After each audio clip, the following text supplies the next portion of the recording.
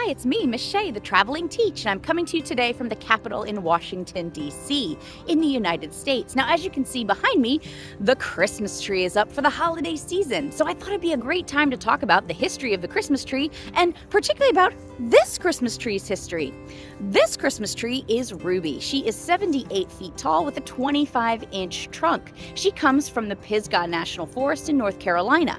Each year, a different state's national forest is chosen to send the tree, and Ruby is this year's selection. She is a red spruce and is a natural habitat for flying squirrels. So, a little bit there for you about Ruby, but let's talk about why we even have Christmas trees here in the first place. Where did they come from, and how did they make their way to America?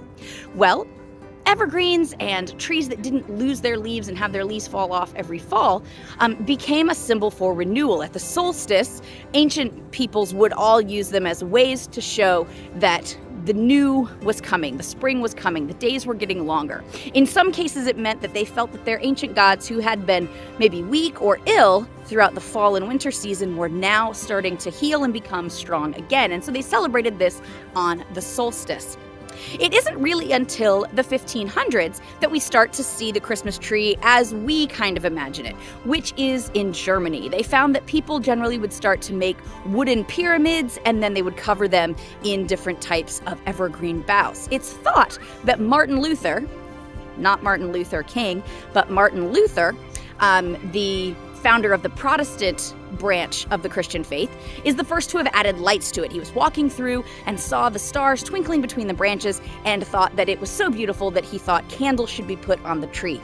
But how did they end up here in America, you ask? Well, at first nobody wanted them. It wasn't seen as a very good idea to be bringing them over. The Puritans thought that it was the height of pagan desecration of the Christian festival.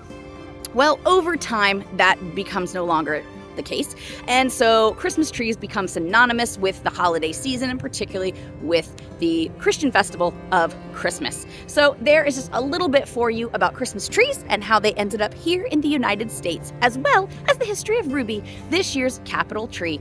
I'll see you again soon. This has been me, Miss Shea, the traveling teach from Washington, D.C.